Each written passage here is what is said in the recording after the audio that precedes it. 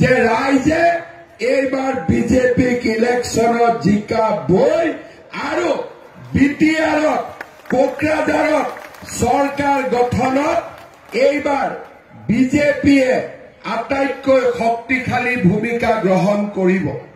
যে চিৰাঙত বৰষুণ হৈছে, কৌশিক ৰায় ডাঙৰীয়াক সুধিলো মিটিং হবনে, মই যাব লাগিবনে, বোলে নহয়, বৰষুণ হলেও আমাৰ কাৰ্যকৰ্তা আহিবই, মিটিং হবই আৰু সকলোৱে বিজেপিৰ কাৰণে একেবাৰে মনত শক্তি বান্ধি ৰাখি থৈ দিছে।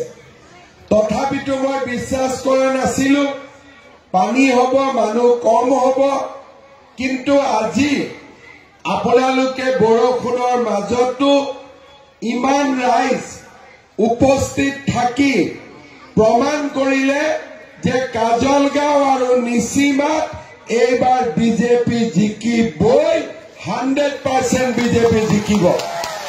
ঠিক কৈছো নে নাই মই?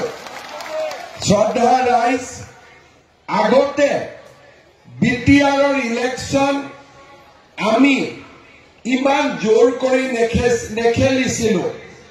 কেইটামান সমষ্টিত আমি ইলেকশ্যন উঠিছিলো আৰু নিৰ্বাচনৰ পিছত কোনোবা এটা হয় UPPL নহলে BPFৰ লগত লগ লাগি আমি যিখিনি পাৰো ৰাইজৰ কাৰণে কৰিবৰ বাবে চেষ্টা কৰিছিলো।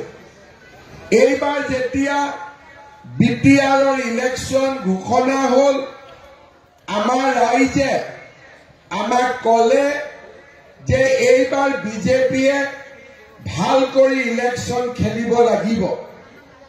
মই কাৰ্যকৰ্তাসকলক কলো যে মই সকলোকে গৈ লগ কৰিম, ওদালগুৰি, তামুলপুৰ, বাক্সা, চিৰাং, কোকৰাঝাৰ, আৰু মোক যদি কাৰ্যকৰ্তাসকলে কয়, ৰাইজে কয় ইলেকশ্যন খেলিব লাগে, আমি ইলেকশ্যন খেলিম। কাৰণ আমি যদি UPPLক কলোহেঁতেন যে আপোনালোকে 30টা সিট লওক, বিজেপিক 10টা সিট দিয়ক, তেওঁলোকেও মানিব। আৰু যদি BPF হাগ্ৰামাকো মহিলাৰীকো কলোহেঁতেন যে আপোনালোকে 30টা সিট লওক, আমাক 10টা সিট দিয়ক, অসুবিধা একো নাছিলে। কিন্তু ৰাইজৰ মনত ইচ্ছা আছিলে যে এইবাৰ অলপমান বেলেগ হওক আৰু বিজেপিয়ে যিমান পাৰে সিমান বেছিকৈ ইলেকশ্যন খেলক। মই ৰাইজৰ ওচৰত গলো।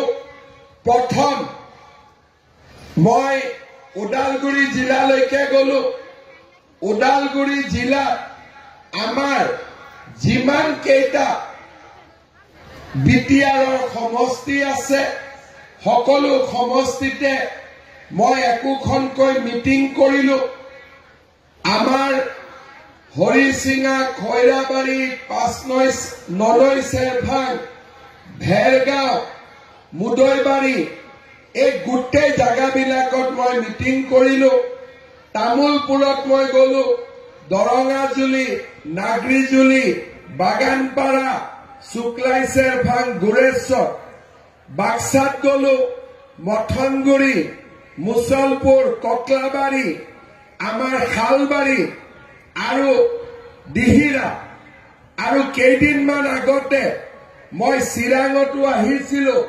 চিৰাঙতো আমাৰ 5নৈ চেৰভাং, থুৰিবাৰী, চুবাইজাৰ, কোকৰাঝাৰতো গলো, দতমা, ফকিৰাগ্ৰাম। মই যিমান জাগাত গলো সকলোতে মই এটাই কথা দেখিলো, আৰু আজি কাজলগাঁও আৰু নিচিমা, যে ৰাইজে এইবাৰ বিজেপিক ইলেকশ্যনত জিকাবই আৰু বিটিআৰত কোকৰাঝাৰত চৰকাৰ গঠনত এইবাৰ বিজেপিয়ে আটাইতকৈ শক্তিশালী ভূমিকা গ্ৰহণ কৰিব।